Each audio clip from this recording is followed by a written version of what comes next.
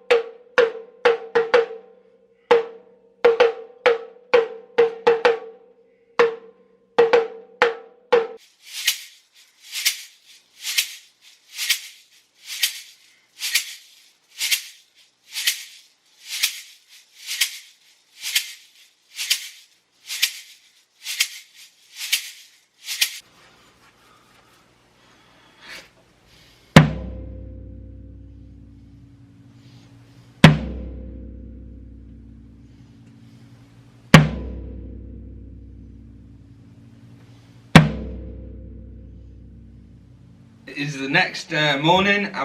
I'm back at the studio because I wasn't happy with the playing take. There was a couple of rogue snare drums that weren't perfectly in time. I'm trying to do it without the click. I want it to be really organic and sound really nice that way. Yesterday I managed to get the shaker and the conga recorded.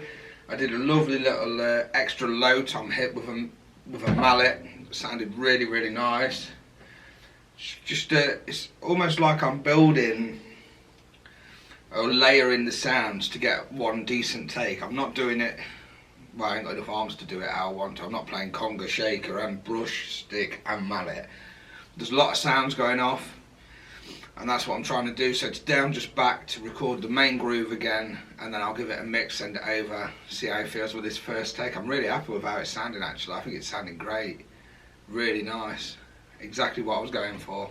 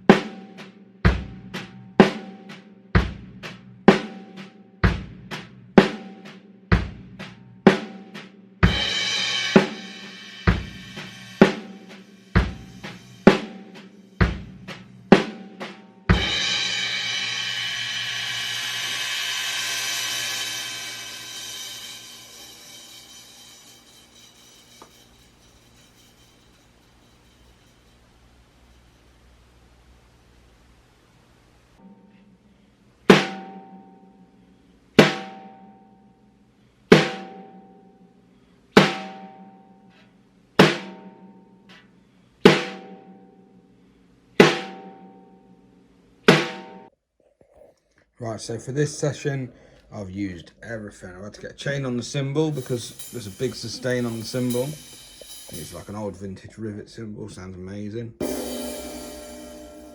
Keeps going, but it's not too long a sound, which is nice. Use snare drum, look how consistent my brushwork is. See that little black patch? Lovely. Same spot every time.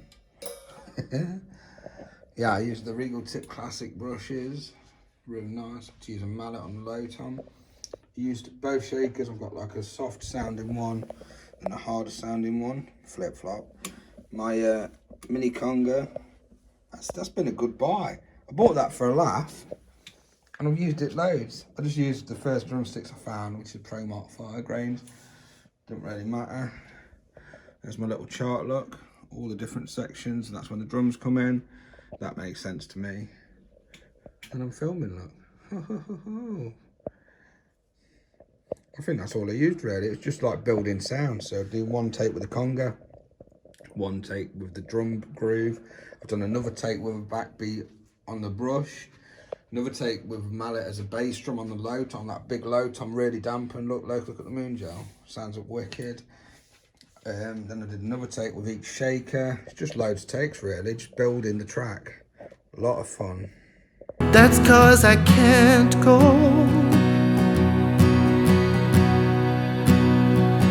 back down in that hole.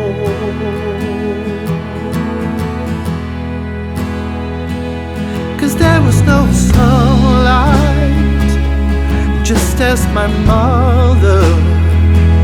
I treated myself hard, I crumble and fall. So take me down easy, take me down easy. Let me land softly back in your arms.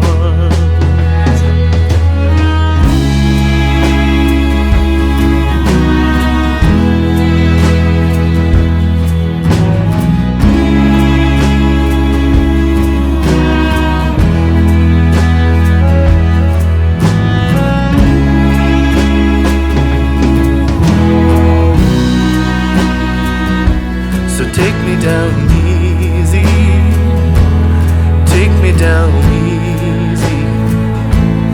Let me land softly back in your arms.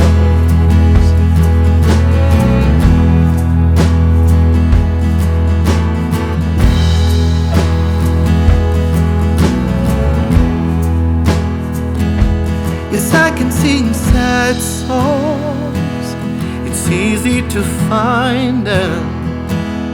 The worst kind of heartbreak won't leave you alone. So take me down easy, take me down easy. Let me land softly back in your arms.